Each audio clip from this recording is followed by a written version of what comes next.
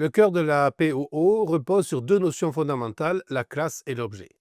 Comprendre leur rôle et leur articulation est indispensable pour structurer proprement un programme en POO. Une classe est une définition générique, elle sert de plan pour créer des objets. Elle regroupe donc deux types de composantes, des attributs, qui représentent les données associées à un objet de cette classe, et des méthodes qui définissent les comportements ou les actions que peut réaliser cet objet. Un objet est une instance concrète d'une classe. Lorsque l'on crée un objet, on lui donne une existence propre à partir de la structure définie par sa classe. Chaque objet a ses propres valeurs pour les attributs, mais partage les mêmes méthodes avec les autres objets de la même classe. Prenons un exemple simple, une classe chien peut avoir les attributs nom, race, âge, et les méthodes aboyer ou courir. En créant deux objets Rex et Mira, chacun aura ses propres données, un nom différent et une race différente, mais tous deux sauront aboyer ou courir de la même manière. Les objets permettent de réaliser la modélisation d'un problème. On identifie les entités importantes, on conçoit une classe pour chacune, puis on instancie des objets qui les représentent dans le code.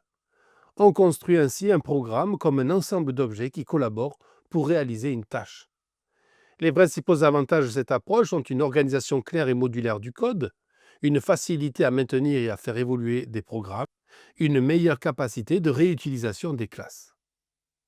En programmation, lorsque l'on crée une classe, on définit un constructeur, c'est-à-dire une méthode spéciale qui initialise l'objet de sa création. Le constructeur permet d'attribuer les valeurs initiales aux attributs. Il est courant d'encapsuler les attributs, c'est-à-dire de les rendre inaccessibles directement depuis l'extérieur, et de créer des méthodes getter ou setter pour les consulter ou les modifier de manière contrôlée. Un autre aspect clé associé aux classes est celui des méthodes d'instance et des méthodes de classe. Une méthode d'instance s'applique à un objet précis et accède à ses attributs. Une méthode de classe s'utilise sans instancier d'objet, elle agit de manière plus globale.